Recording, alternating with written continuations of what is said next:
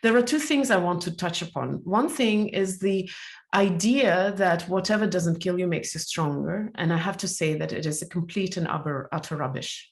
It's not true. Simply for one, and there is a lot of proof to that. Of course,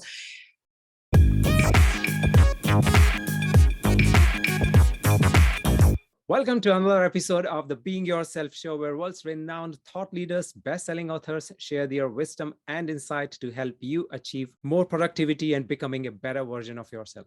If you're new to this channel, then do consider subscribing for your regular dose of knowledge and inspiration. I'm your host, Ajay, and my guest today is a serial entrepreneur, speaker, mother, philanthropist, everyday life philosopher, and a woman on her own journey of spiritual growth. Her work has been featured in Forbes, Thrive Global, and of course, Mindvalley. She is also the co-founder of Mindvalley, a global school that you might have heard that delivers transformational education for every age group. She has one of the most structured approach about how one can be themselves and thrive, which I have learned from her quest in Mindvalley platform. So please welcome the author of her upcoming book, Art of Being Flawesome, Flawsome, to be precise. That's the one. And the face of Mindvalley Russia, Kristina Mänd-Lakhiani. Kristina, welcome to the show. Thank you, Ajay, for having me. It was a very flattering introduction. Thank you.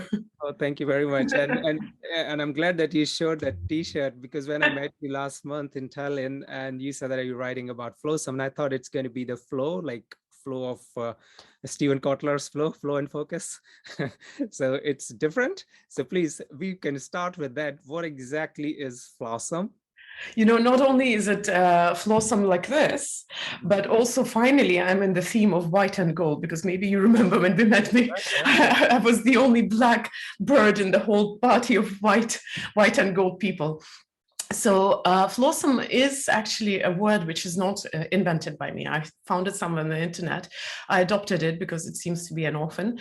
Nobody wants to claim it, but it literally means being awesome in your flaws and all. So we are imperfect, and another way of saying it would be imperfectly awesome. We are imperfect. We all have our quirks, our strangeness, and sometimes we make mistakes, and we have our dents and scratches. And despite all of that, we can still be awesome. So that's literally what the word means. Awesome. And it's very much related to what you are teaching in the Quest at Mindvalley platform, which is about how you can thrive by being yourself. And recently somebody was talking to me and they said that, and I've read that in some books also, that, the worst advice you can give somebody is to be yourself. I just wanted to know, if somebody says, what is going to be your response to that? Yeah, it's a good question. And it's funny, yesterday I was watching, not yesterday, a few days ago, I was watching the new Ghostbusters, and there was this little joke between the mother and one of the main characters, the girl, and she kept saying, "Don't be yourself." I found it super funny. It's a philosophical question. And to get my answer to that question, you have to understand a few things about how I see the world. And in my opinion, there are no absolutes in the world, and there are no recipes in life, and there are no one size fits all in personal growth and transformation. So certain things are true in certain circumstances. And depending on where you are in your life circumstances, in your own development and growth, you might need completely different tools. What you need today may be different from what you will need 10 years from now. And if you look at yourself back, say 10, 15 years ago, you needed something completely different. I remember I didn't end up in personal growth by choice, but I remember my early touch points with personal growth were actually motivational speakers, which I found so fascinating. When I was a student, I was 18. I was absolutely in awe of that kind of transformation. Right now, for me, it's a little funny and a little different. And I know a lot of people, a lot of teachers in our industry like to say I'm not a motivational speaker, because we kind of, as a society, have also moved on from that. And if you look at personal growth from the start, it's been evolving. Some of the earlier teachers like Napoleon Hill, and right now while you appreciate what they were teaching, but the shape has changed and the messages are changing still, although of course the roots are the same for thousands of years. So when it comes to the suggestion not to be yourself, or that it is one of the worst advice, it may be the worst advice for quite a lot of people, but it may be the advice someone needs to save their life. It really depends on the circumstances, and it's too broad a term to just slap it like, oh, it's a bad advice. Like with any science, let's start with defining what does it mean to be yourself, and what kind of implications does it have. Just a very simple example, and then I'll let you ask your awesome questions, because I know you have amazing questions, by the way. Some of the better quality I've encountered. But one of the examples, I was watching an interview.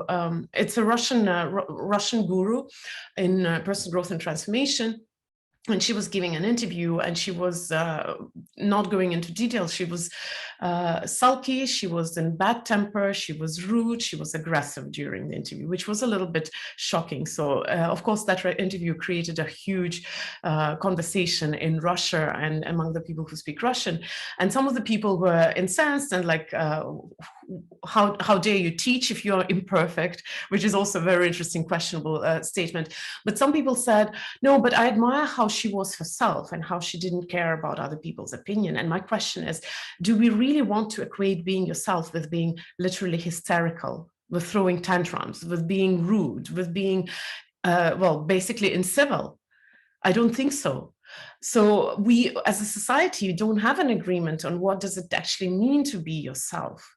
And if you think about authenticity, if you think about any of the buzzwords, we almost dictate, oh, being yourself means this. And if you're not this, then that means you're not being yourself.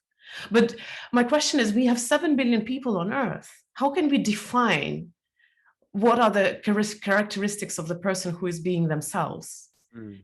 Aren't you the only person who can actually tell, are you being true to yourself or not? So coming back to that teacher, I think, you may acknowledge your feelings, even the ones which are unpleasant, even the ones which you would not want to have. You may be friends with your feelings, be it anger or aggression or resentment, whatever that guru was feeling. But as a civilized human being, you can leave a space between feeling what you feel and expressing yourself to the outside world. And that makes a huge difference. So one thing I know for a fact, that being yourself doesn't mean not filtering what you feel and what you think. While you were telling me about this story, and I was thinking, if somebody is behaving like that and preaching something else, that's where my doubt about the motivational speeches that you just mentioned and how it used to be and how it is now.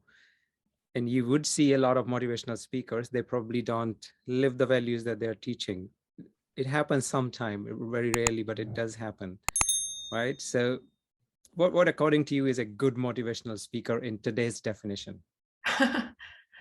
I actually don't know. I think, because I'm not really in the stage where I need motivation, so I haven't looked into that niche. I'm sure there are still people who do that. And every personal growth teacher has an element of motivation in whatever they're speaking, or an element of inspiration. One of the later ones who I liked, unfortunately, he's literally late. He died a few years ago, was Sean Stevenson, 3-foot giant, we called him. He was... he had a very serious medical condition, so he didn't grow, and he was amazing. But the thing is that he was actually a psychotherapist. He wasn't focusing on motivation per se. So I do not know if motivational speeches as a genre are still alive. I'm not sure, because I haven't come across that for a long time. And a lot of people who we find motivational and inspirational, they have a slightly deeper goal. So motivation becomes, in a way, way like a side effect.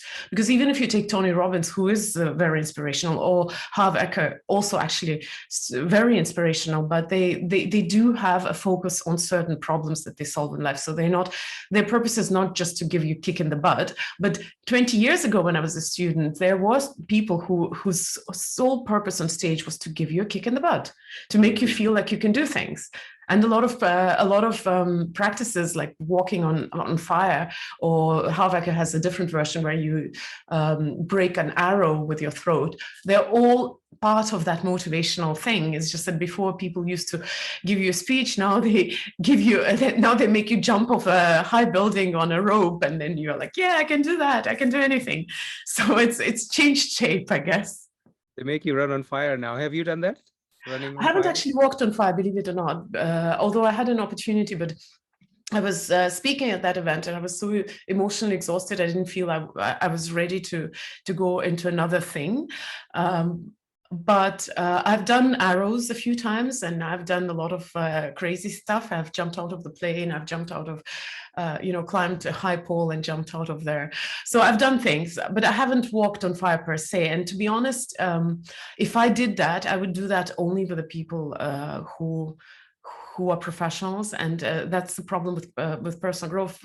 Some of those practices are replicated by people who are not completely prepared. So I have seen people doing firewalk and ending up with blisters on their legs beyond normal. So I do not know. I just haven't had a chance, I guess, but it's fine. Yeah, it's interesting to see there are majority of people who take part in these exercises, they actually achieve that goal. I mean, you've told the arrow example, the firewalk, etc. So it's interesting to see, how human body can take care of any situation and kind of go past through it, which is cool. I believe I've stood on nails. I've done things, trust me, just not the fire. Okay. Yeah. And you were fine? No. Yeah, of course. Usually if you do it with a person who knows what they're doing, you're going to be safe. And that's important. We shouldn't be doing things just for the sake of doing them. You should be safe. Whatever you do, you should be safe. I mean, there's no need to risk your life. Yeah. Okay. So in the previous answer that you were giving, and also in the quest, the work that you have done in Flawesome, one key theme that comes out is to be self-aware. Now, which is a very, I would say, for a normal person, if I go and teach them, it's very difficult to grasp the concept itself. So I just want your views about how do you think the traits of a self-aware person should be? How do they look like in daily life? Like somebody who's like self-aware. Any light you can throw on that? Well, it's a topic that we could talk about for a really long time. Last week I was giving like a 1-hour lecture on that, and 1 hour was not enough. The point is that why are we even not self-aware? So if we take as of course, everything requires definition.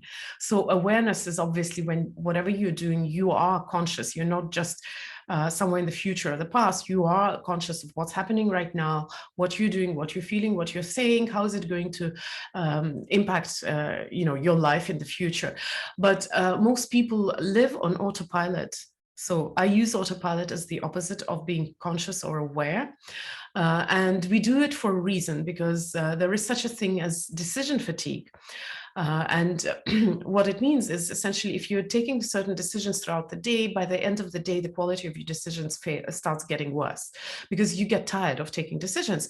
You would have seen an example of that if you have, say, strategic meeting with your team and you spend the whole day making, brainstorming and deciding strategies. And then by the end of the day, you feel exhausted physically, although you've not moved from a room.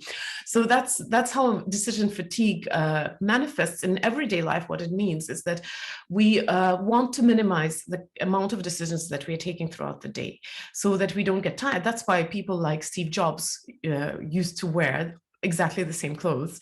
Probably he wasn't wearing the same turtleneck, but he had most likely 20 turtlenecks in his wardrobe, which looked exactly the same, so that he doesn't have to take another extra decision during the day. And of course, the natural question is, how important is that? So we do take thousands of decisions throughout the day. There is no precise number. But you can, if you start taking it into when do you take decisions, then you will actually come to a conclusion that it's hundreds, but most likely thousands of decisions throughout the day. Because the moment your alarm clock goes off, you have to make a decision. Are you pressing a snooze? Are you getting up, right? If you're not pressing a snooze, are you going to, open your phone and check what's happening? Or are you going to sit down and meditate? Or going to go to the bathroom? It's little decisions that you take throughout the day. What are you going to eat? When you feel hungry, are you going to take a snack? Are you going to sit down for the meal? You feel something weird in the stomach. Is it hunger? Is it thirst? Then if we go even deeper, let's say you interact with someone, you have a conversation, and a person tells you something, you immediately start making those micro decisions. Is that about me? Is that about that person? What are they trying to say? Why are they saying that? It's all little decisions that we are taking throughout the day. Obviously, we get tired, so we switch on the autopilot. That's why we create routines. That's why we create all sorts of rituals and traditions, because they make our life easier. And we switch on the autopilot to the point where, like maybe it has happened to you. You would drive home, you come home, you enter your house, and you don't remember how you were driving. You don't remember even, did you stop on the traffic light? You do it on autopilot. You do it automatically because you do it again and again and again. And our body is wired to make life easier, to not make those decisions. So literally becoming more self-aware means bringing back the awareness to the process of your living throughout the day, and finding the balance. Because if you are, it is a slippery slope too. Of course, as I said, there are no recipes. So for some people, more self-awareness is necessary, but for other people, like I've been in the self-awareness game so long that sometimes I need to just chill and stop being so aware of everything that's happening. So it's not absolute, but for most people who live on autopilot, it's incredibly helpful to start noticing what you're doing throughout the day. What kind of decisions are you taking? Is that a habit running you, or are you still creating a habit? Because you create habits consciously initially when you learn to live, but eventually habits start running you, and then life goes on, you change, circumstances change, and habits which might have been useful may start being harmful, or may stop having an effect on you if you don't bring awareness back. A simple example: kids need to sleep in the afternoon. As they grow up, their need for sleep reduces. So theoretically, if you were to follow the same routines as you did when you were a child, your day would be kind of funny. So obviously, as life goes on, you need to change those habits. But some of the habits, and this is a very simple habit, which is on the surface, but some of the habits, like the habit to react in a certain way, to react in a certain way to certain people, to certain situations, or habit of eating or moving, these are way less conscious. And a lot of them are not so useful anymore, not so helpful anymore. Even a very good habit of meditation, if you're doing it on autopilot for years, it may stop having the effect on you. And the question is, what effect are you trying to gain? Are you just doing it for the sake of doing it? Are you doing it to solve a problem? Are you doing it to relax? So if are you actually relaxing? Are you actually solving that problem? So even good habits may lose their efficiency.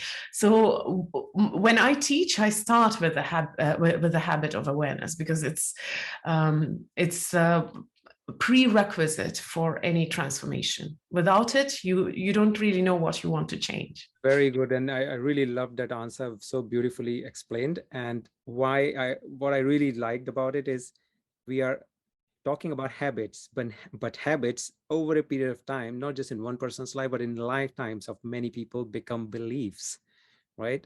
And as you said, that if you're doing meditation exactly the same way for many days, then you reach a plateau, and the kind of effect it will have, it may not create that effect. And the same goes with beliefs, right? And you do talk a lot about beliefs, that some beliefs that we got from our previous generations are not serving us anymore, right? And then my question to you then, and then you talk about this, you call them bullshit rules, right? Some beliefs which are not serving you anymore. But what about if some let's say our ancestors had created some sort of beliefs that we are now think that, okay, this is the right way of living, but they're not supporting you in the short term, right? They may support you based on the ancestors' experience, but right now I need to, this is the generation of instant gratification, right?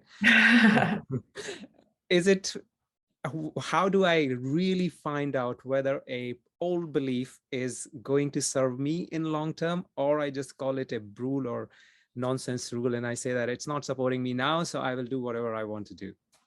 So I have to make a little side remark though, because rules and that idea that your beliefs peer pressure from the past generations, it's actually Vishen's course.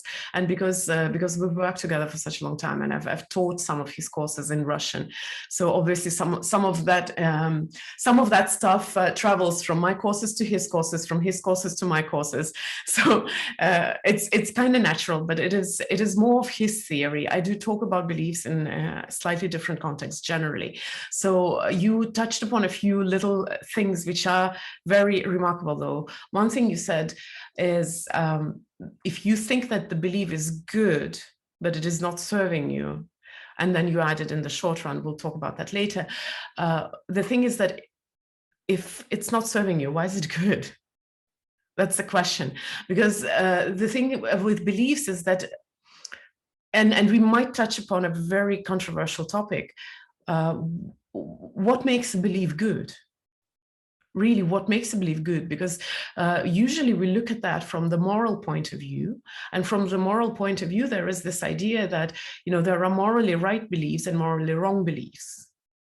And unfortunately, we bring this morality into judging beliefs, but there is not much morality actually about a lot of the things around our life. Yes, there is morality about not hurting other people and not killing someone and not stealing. Yes, I'm not denying that. But most of the beliefs are not about that.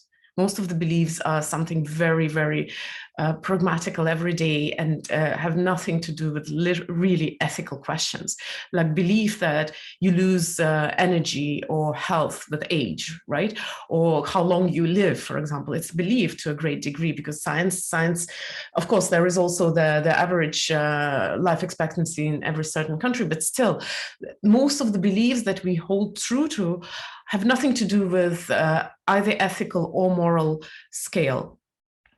So my question is, what makes a belief good? Really? So the other question, I would say that the belief should be only valued by, does it make you feel more empowered? Does it make your life, well, in a good sense, better? In a good sense, as in, of course, you could say that, oh, taking anything that I see would make my life better, but clearly that's not a very good belief, right?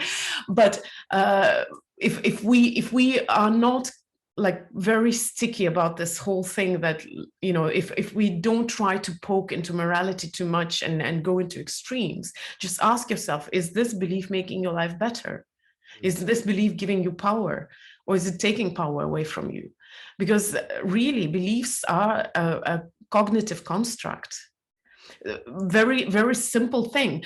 My daughter the other day was watching a half-an-hour video about the guy who was trying to discuss, do chairs really exist? And by the way, I'm sitting on one of the chairs right now, you can see, right? But the guy was saying that chairs is actually it's a group of simples arranged as a chair. And it was a half-an-hour long explanation, which kind of makes sense, although in everyday life, I think it matters that chairs do exist. Or let's say if a tree falls in a tundra and nobody's to hear that, does it make a sound? Physically speaking, yes, it does make a sound wave, right? So most of the beliefs are actually cognitive constructs. They're not derived from the everyday life. I mean, not from physical world, sorry. And even the physical world in itself, I think we perceive it from our physical bodies, and we live in this three-dimensional, maybe four-dimensional. I know people talk about many more dimensions, but we really have three dimensions physically and the dimension of time. We don't have anything else. So most of the beliefs don't come actually even from that world. They come from our agreements and our interaction as a society. And of course, morality aside, as I said, I don't want to poke into that because it's a deep, different story altogether. If we take clearly neutral beliefs like aging and health, right? Or money, is making money easy or difficult? What do you believe, you know? Is making money, well, here we might go into ethical or unethical. What do you believe? Most of those things have nothing to do with either physical world, which abides the laws of physics, or with morality in that sense. And we still choose to follow certain beliefs and not follow the other beliefs. The other thing that I did want to remark about, you did mention short-term instant gratification. And yes, we do live in the world that that supports instant gratification in every shape or form, but nothing has changed, and people who are capable of waiting longer, who don't need instant gratification, tend to be more successful. So while yes, we do cater our entertainment, our ads, our everything for instant gratification, news even, right? You have to get bite-sized little things. It has to be consumed immediately or never again. We do cater for that. We do milk that tendency of human nature, but the world essentially stays the same. If you are capable of having focus for an extended period of time, having patience, delaying your rewards, then you're going to go deeper, wider, and have more success. So it's not a very good thing to feed instant gratification need. Obviously, and also I think on beliefs and about morality and what is ethical, what is legal, what is moral, what is ethical, and these things do differ depending on where you live, really, right? Like, well, what is legal and what is moral, they're very often not connected. Very often, unfortunately. So and what is moral, yes, we have got a lot of our morality from our different religions, and different religions do have different set of rules. There are very few rules which cross all the religions, such as don't kill, don't steal, generally. But I don't discuss morality. I do mention it because I have my own theory about truth and honesty, which has more to do with actually your relationship with yourself, and it has more to do with you finding the true, authentic self than with judging the world or interacting with the world, which is why I do touch upon things which people who are highly sensitive to the questions of morality might use against me. But I do have a very heightened sense of justice as well, so I get them. I get them. But I do have a theory where really very few things can be actually called truth. Unfortunately. Unfortunately, actually, fortunately, what am I saying? Unfortunately, it's good. It's amazing, because if you admit a simple thing, simple fact, not fact, actually, I don't know if it's fact or it's truth. It's my truth that a lot of the things that we think are true might not be true if you change the context. Yeah, everything is relative. And again, that's the context in which I say I'm not a moral anarchist. I'm talking about very simple things. There were memes on internet, you know, people are looking at a 6 or a 9. One guy looks from one end, the other guy looks from the other end. One guy sees a 6, the other one sees a 9. So depending on your vantage point, you may think something is true, but it might not be once you changed your point of view or your context. So if you accept that little idea that truth may be relative, and most of the time it is relative, most of the time, then it's easier to accept that you may be mistaken. And once you accept that you may be mistaken, you're open to actually change, which is so important. It's our rigidity, our fear to let go of things that we think are true that actually sometimes creates more trouble. If you find something which you don't like, say like some rule or something that you don't like, try to find out if it is relative truth or it is absolute truth. It is like the sun rises in east that you can't change, versus to be rich you have to do hard work, which is a kind of can be changed sort of belief, isn't it? So I think those kind of questions will help people to understand whether or not they can change the belief system that they have. I'm actually not sure about sunrise being in the east. Relative east, yes. But if you're looking at sunrise from Japan and it comes from US, then US is the Western Hemisphere. So you might also see sunrise in the West. But the thing is that, you see, it depends on the context. And here again, I want to say that, you know, I know that this is so easy to attack that from once you put on the moral cap and say like, no, but some things are just true. And because I know that because I've written posts about that, and I get a very simple response every time, almost every time somebody writes, can't we just accept truth for what it is and live? And it's just this moralizing, yes, we can. Yes, but also so many things may be different. And we are not aware of that.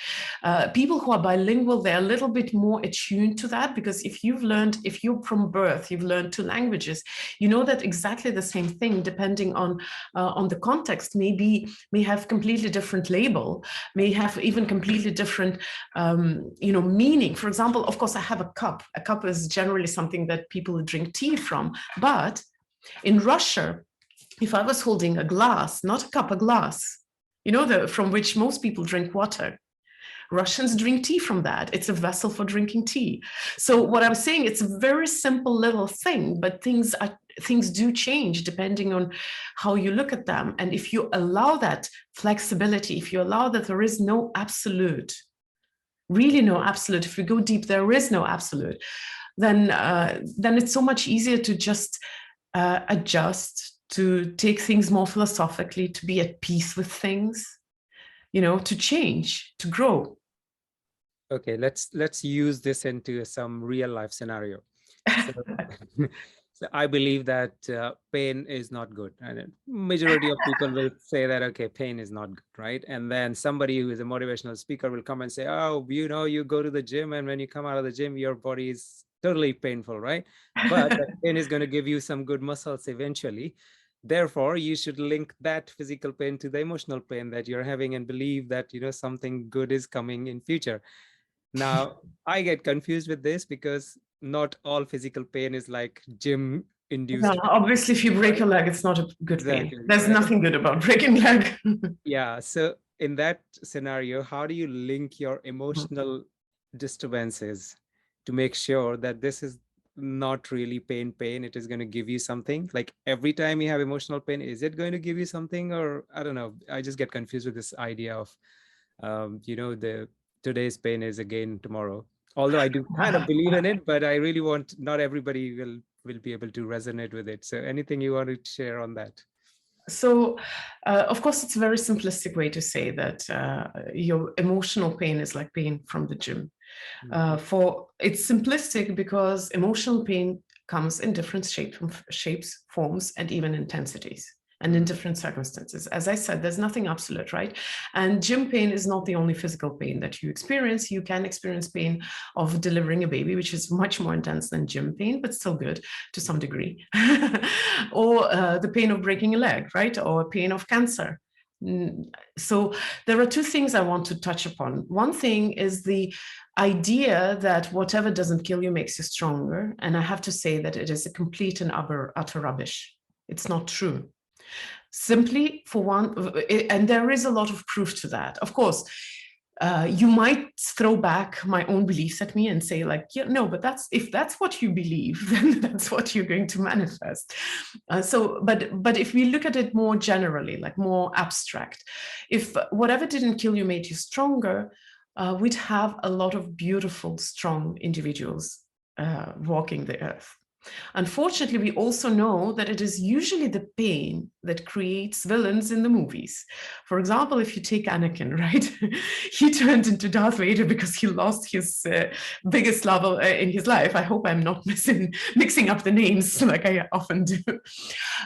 People turn bad from pain sometimes. right? Some people turn thick-skinned from pain, or build walls from pain. They don't want to experience pain anymore, so they grow a thicker skin. And you might say they are stronger, but they're more like harder than stronger. And you're not sure, you can't be sure if they're happier, if they're more themselves, if they're more, fulfilled. So whatever doesn't kill you breaks you. But how you heal depends on the context. Because if you break a leg, you may set it right and it will heal and it will be okay. Or you may leave it and then it will heal wrong and you will have pain for the rest of your life, and probably crooked leg and a limp, right? So whatever doesn't kill you puts you at a crossroad, and you have two paths. You may become stronger, better, transformed, even more open, even more real, right? Or you may be harder, tougher, more closed, or even more evil, like the movies show. So it's which one it's going to be depends on so many things. It depends on your framework, on your beliefs, on your context, on your support system, on so many things. So don't assume that anything that hurts is inevitably going to make you a better person. You really will need to do something to become a better person. You need to do something not to be resentful, not to be bitter, not to be angry, not to go out on a revenge. To become better, you have to do something with that pain. Now, the other thing that you're talking about, that that emotional pain is like physical pain, it is correct, but it is not like physical pain after the gym. I do use that analogy sometimes. That sometimes emotional pain is like a gym pain, because gym pain is, it can be objectively unpleasant, really objectively unpleasant, but you don't mind it because it reminds you that you are alive, that your muscles are hurting, that you have the life coursing through that. So it's a very simple analogy that sometimes you can enjoy an unpleasant sensation. But now, when we come to emotional pain, it's a little more complicated. So, for example, if you lost someone that you love and you grieve, I wouldn't suggest you enjoying the experience too much.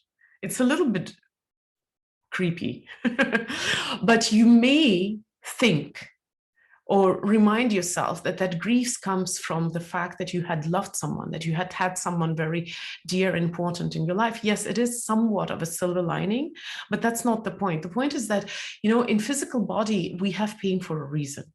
There is a medical condition called congenital analgesia, which essentially means that the person doesn't feel physical pain. So people with that condition, they die very early, because what happens is that if they don't feel physical pain, they can't pay attention to that part of the body. Very simply speaking, if you break that same leg that we're talking about, you may lose it on the walk without noticing, because you don't feel physical pain. And you come home and, oh, I've lost my leg. Well, of course I'm exaggerating, but the point is that people with that disease, they don't feel physical pain. And so if they are sick or something is off, let's say they have an internal bleeding or inflammation, they don't feel it. They don't have the pain. So it goes unnoticed, untreated, and that's why their body breaks and deteriorates, and essentially they lose their body earlier than they would, because they don't know where to pay attention. So is physical pain good or bad? I think a very good thing to do, or a very useful thing, not good, a useful thing to do would be to give up the words good and bad. Physical pain is not good, it's not bad. It's unpleasant, yes, but it is necessary also. Sometimes it is, unfortunately, also one of the last things you might feel in your life. And it may be the end of the things as well. But it is necessary, because if you don't feel pain, your body will deteriorate and you'll die early without the pain, but you'll die. So the same thing with emotions. You need them for reasons. It's not like emotional pain is good or bad. It is necessary, because if you have emotional analgesia, and this is my term, then essentially you go through life without noticing which areas of your life require your attention.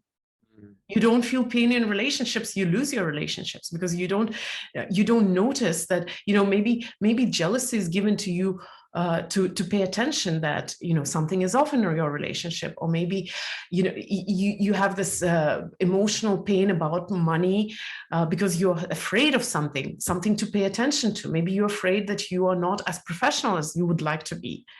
So it's neither good nor bad. It's there for a reason, for you to ask the question, why am I feeling this unpleasant feeling? What is it telling me? And the thing with pain, emotional pain, I'm calling everything emotional pain right now, but generally, what is emotional pain? Is it grief? Is it sadness? Is it shame? Or is it maybe love? Some people don't like love and they feel scared of it and they run away from that. We don't even know what is actually emotional pain, but let's say if we call it as an umbrella term, emotional pain, the thing is that emotions are not static, they're fluid. They change. As you express them, they change. As you ask yourself a question, what is this emotion telling me? If it has done its work, it has given you the information, it's free to move, to disappear, to go on. And you're free to feel something else instead. Linking it back to the self-awareness, I think if someone is mastered the self-awareness, then they would know how to make sense of the current situation, because everything, as you rightly mentioned, is required in your life to survive, whether it's pain or it's a happy emotion. I would say self-awareness is a prerequisite for transformation, but it's not the only skill you will need, obviously, because it's like with eyesight. You have eyesight, and theoretically, you could move around the room, you could move around the city.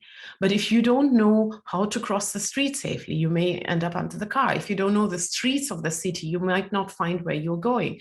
So self-awareness is like eyesight. You see things, but to do something with those things, you may be aware that you're feeling, let's say, some unpleasant emotion, some painful emotion, whether it's whatever, grief, sadness, whatever, it doesn't matter. But you might not know what to do with that. What to do with the awkwardness of being next to a person who is grieving. You may be totally aware, self-aware. This person is grieving, I'm uncomfortable. I feel sorry for them, but I don't know what to do. What do you do? Yeah, I know most people are. That's why I brought this as an example.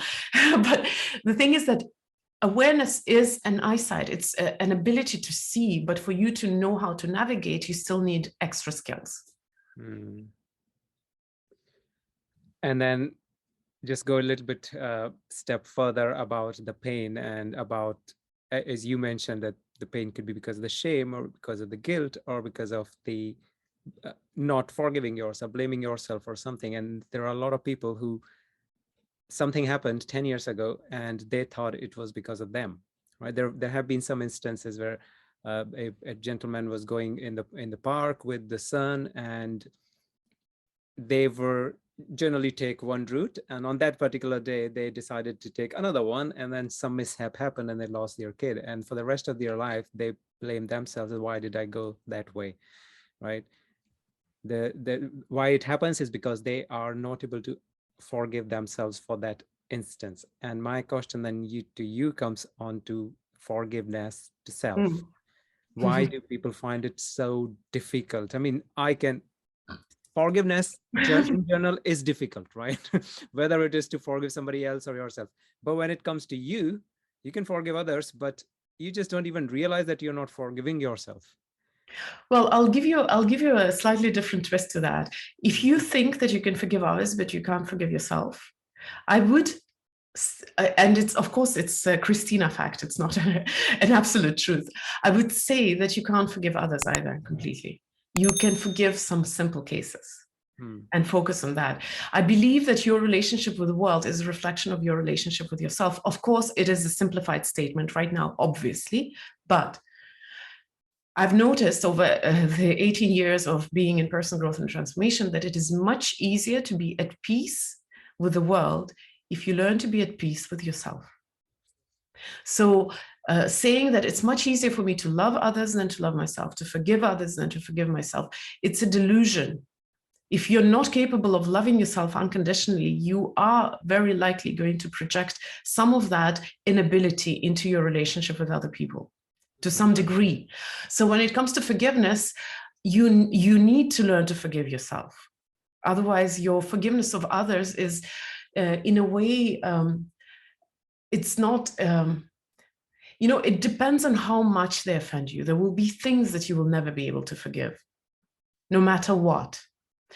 Now, when it comes to that situation that you described to me, I'm not a psychotherapist. I don't have the education and I don't have the practice. So I'm definitely not the person to give advice to people who might have this kind of situation, definitely. And usually traumatic situations, I would advise going to a professional. Like, you wouldn't treat the broken leg yourself. You'd go to the doctor. So traumas, depression, anxieties, I would strongly suggest going to professionals if you have that. Now, when it comes to forgiving yourself, let's say for a lesser transgression. For example, my son had an appendicitis, and before that was the only thing I was afraid of. So I was taking him to the Amazon rainforest, where we didn't have access to emergency. So we were going to be there for 4 days, and I thought, in 4 days, if something happens, I do not know what to do. So as we were going there, I asked my doctor, what are the signs of appendicitis? So I Googled, I knew everything. So I knew that if anything happens, of course, nothing happened those 4 days. But 2 years later, he had an appendicitis, and I knew because I had learned the science. So for a long time, I was wondering, was I perceptive and that's why I learned the science? Or did I kind of manifest it in some sick way because I was so obsessed about that? So something to maybe forgive yourself, right? So when you do something, especially to the others, because we have this morality kicks in, and we think that it is so much harder to forgive harm that we do to others, and we can live with the harm that we do to ourselves. But it is not true, by the way. But let's say if you do have this situation, you have two ways, literally. You either forgive yourself and you let go of that. Let's say you've done something. You ask yourself, what is this experience teaching me? Why was I snappish with that person? Why was I unfair to that person? Why did I treat that person badly? And a lot of the times it may be a conscious thing, not just some random thing. I mean, that situation that you described, it's random. You can't really, of course, you may want to blame yourself, but it doesn't make logical sense, right? The same with me. It doesn't make logical sense. But let's say if you do something and you know that you did something wrong, you can either ask yourself, why did I behave this way? What does it say about me? What does it say about my values? What does it say about my relationship with that person? What does it say about me, my relationship with myself? Can I change something? Do I want to change something? And if you want to change something, if you see, okay, let's say I was snappish because I was unhappy at work. And yes, it's not a very mature reaction. I should have told my boss that I'm upset and not come home and, lived it out on the people who love me. You may have this logical thing in your head, but then you have a choice.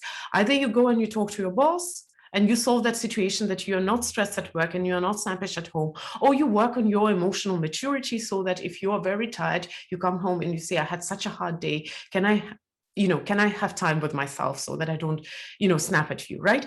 You have a choice of correcting your behavior or correcting your circumstances.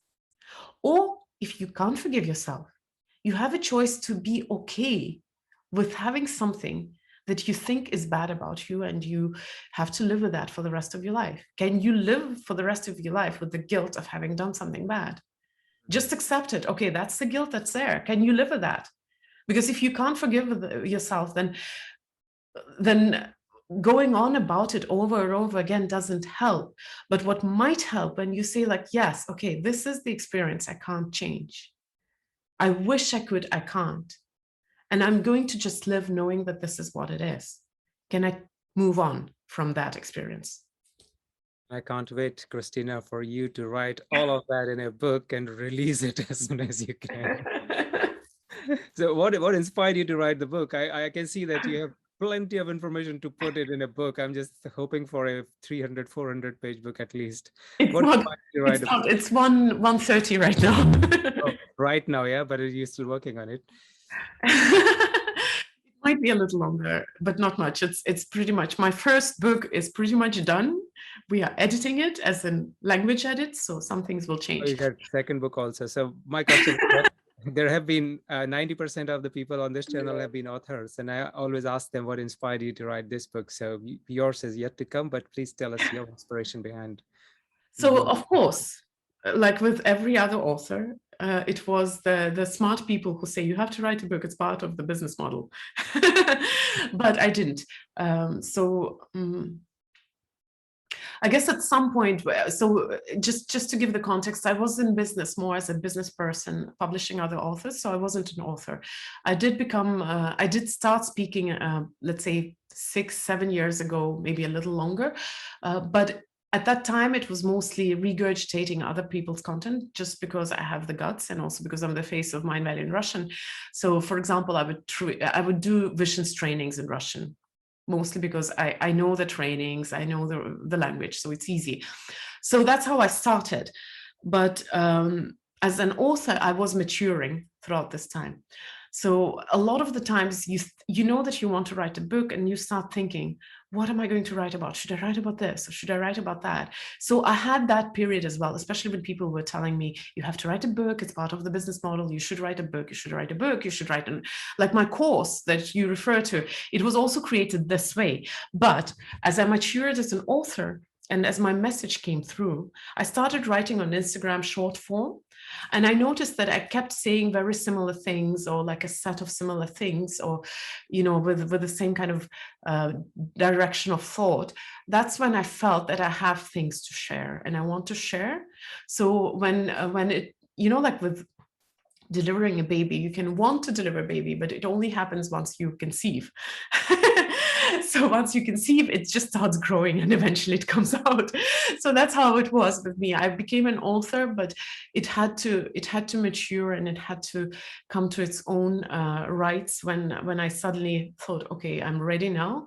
That's when I sat down to write, and I never had a question, what will I write about? It was like, okay, I'm ready. Now I'm writing. What makes you different? What makes Kristina Kristina? I guess this combination of simples arranged as Kristina is very unique, but then it will be very unique. I don't know, 3 years from now, it will be a completely different combination of atoms and molecules and, and cells, right? So what makes me me? My unique experience and whatever keeps that experience in me and me feeling myself as myself. And associating with that experience. I guess that's what brings me here. But how, if you're asking about my unique proposition in terms of competition, then that's much simpler. Coming from Soviet Union, I have a very pragmatic approach to a lot of things. So I have a talent of talking about things which personal growth and transformation talks about for decades in a very down-to-earth language for skeptics. So I can talk about anything for skeptics. That's what makes me different. And I'm an everyday life philosopher. So I like to philosophize about simple things in life. Thank you. And Kristina, I'm thoroughly enjoying this discussion, but just in the interest of time, I will ask you my question, which I ask all my guests, which is, what, according to you, are the top 3 and only 3 skills for success that schools are not teaching? For success, it might be something different, but I'll say in the context of authenticity, the 3 skills are kindness, honesty, and courage. Actually, courage comes first because you need courage to be honest, and you need kind to be honest. These are not skills, right? These are qualities. Well, behaviors, skills or behaviors. I should have rephrased my question, but yeah, skills and behaviors. And I was listening to a speech this morning on YouTube from Earl Nightingale. He said that the opposite of courage is not cowardice, it is conformity. But that's a different discussion, but it just came into my mind that courage is one of the behavior. Yeah, okay. Thank you very much for sharing that. So finally, Kristina, if somebody wants to reach you, where they can go? Well, of course, Mindvalley, because I'm co-founder of Mindvalley, and there are a lot of amazing teachers there. And if you want personally me, then it's my Instagram, of course. at Kristina Mänd. And I do not know if you'll share the link because it's not written in a familiar way. No, that's fine. So I will put all that information. Kristina, I thoroughly enjoyed it. And thank you very much for spending an hour here with us. Thanks a lot. Thank you so much for having me. Guys, if you're looking to know more about Kristina's work, then do check out mindvalley.com. I'm sure all of my audiences know already what Mindvalley is. It is a massive organization which has got the best instructors in the world on many subjects and many topics that are not taught in schools. So Mindvalley is kind of on a mission to educate the world in an entirely different perspective. So please do check out the site, and Kristina's links of Instagram and LinkedIn I will put down here. And if you've got some value from this interview, then, and if you have not yet done so, then this is the time to hit the subscribe button, and don't forget to hit the bell icon so that you get notification to all my future videos. I will see you again with another amazing guest. Until then, you take care and keep learning.